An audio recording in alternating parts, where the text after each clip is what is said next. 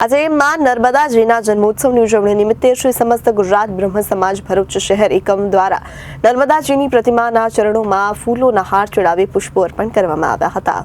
માં નર્મદાજીના જન્મોત્સવની ઉજવણી નિમિત્તે શ્રી સમસ્ત ગુજરાત બ્રહ્મ સમાજ ભરૂચ શહેર એકમ દ્વારા નર્મદાજીની પ્રતિમાના ચરણોમાં ફૂલોનો હાર ચડાવી પુષ્પો અર્પણ કરવામાં આવ્યા હતા।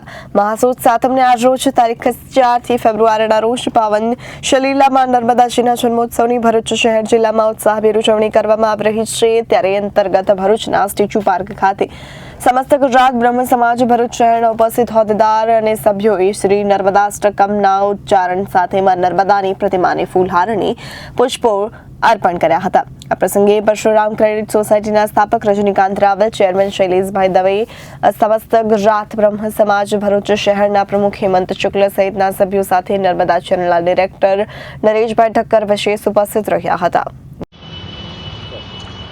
પાવન સલીલા માં નર્મદા જયંતિની ઉજવણી મહાસુદ સાતમના રોજ આજરોજ શ્રી સમસ્ત ગુજરાત બ્રહ્મ સમાજ ભરૂચ શહેર એકમ તરફથી અને નર્મદા ચેનલ તરફથી આ ઉજવણી થઈ રહી છે। ત્યારે નર્મદા મૈયા અમરકંટકમાંથી નીકળી ભરૂચ જિલ્લાના જ દરિયામાં એનું મિલન થઈ જાય છે।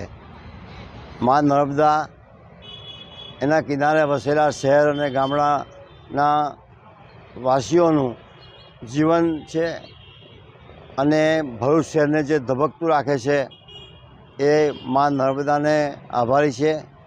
એની પરિક્રમાથી માંડીને એમનું પૂજન એ આપણું જીવનને શ્રેષ્ઠ બનાવે છે અને આપણે સૌ માં નર્મદાના ઋણી છીએ।